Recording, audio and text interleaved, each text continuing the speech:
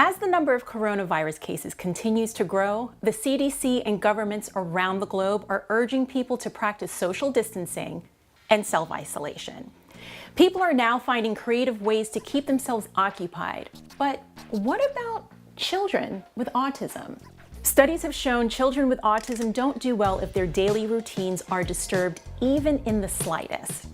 So what's the best way to help children with autism adjust to a new routine during this time of uncertainty? I spoke with several professionals who work with children and adults with autism.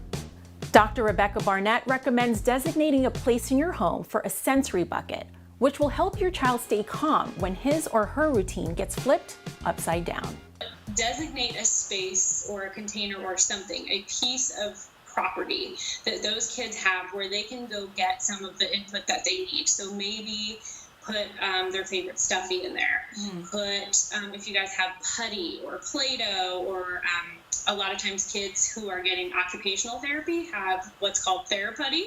It's this guy. Oh, okay. Yeah. But, you know, can you hold that up one more time? Because it wasn't up there long enough. Yeah, there you go. Theraputty. Okay. Yeah. Very cool. So a lot of therapists that work with individuals with autism have this, myself included. So let them play with this. And that is not only therapeutically healthy because it sort of triggers maybe like the relationship that they have with that therapist through this activity, but it's also a great calming tool. Okay. Another piece of advice to help your child with autism when his or her routine is disturbed: be honest and communicate.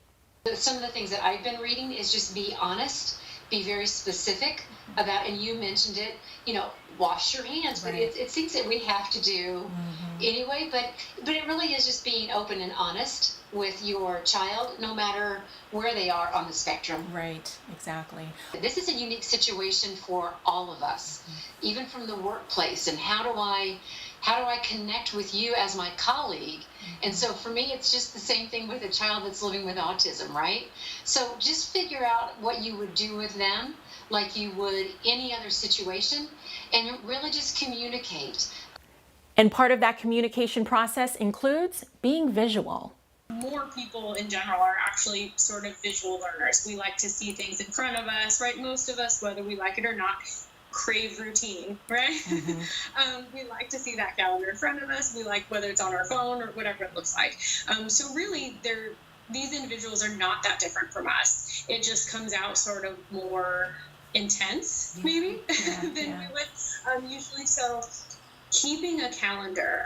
So for example, I have one of these at my house, and I let our kids, you know, change it with me of, okay, so now our calendar is changing because spring break just got extended. So what is that going to look like? So adjusting your calendar with them, doing it with you, and writing out, you know, the best we can. Obviously it changes day to day, but as best we can, what's happening that day. Okay, as of now, we're planning on going back to school this day.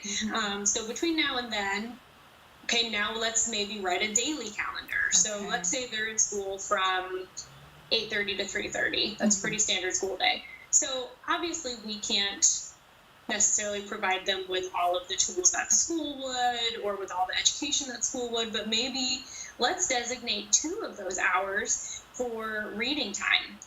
I don't care if that is downloading a new book on your tablet, or, you know, finding old books at home that we've never read, maybe, or, you know, anything like that. Designate that time towards, hey, let's have some reading.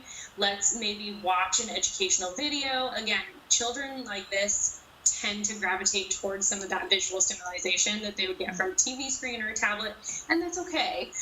We don't want to, you know, take those things away from them necessarily. It should never be a reward or a punishment. So use those tools. You know, if they gravitate towards them, use them. Now, what if your child with autism is missing classmates? Dr. Barnett said a good solution for that is to schedule a virtual play date. We're actually in a time when it is good for this because we are in the age of technology. So kids can talk to their friends on, you know, the child's Facebook Messenger app. We can do video calls. We can do Skype. I would tell your viewers, or however you're reaching this information out, to find out your local autism organization. Reach out to them, find out what they're doing, and find out what sources and resources are available for me in my own community.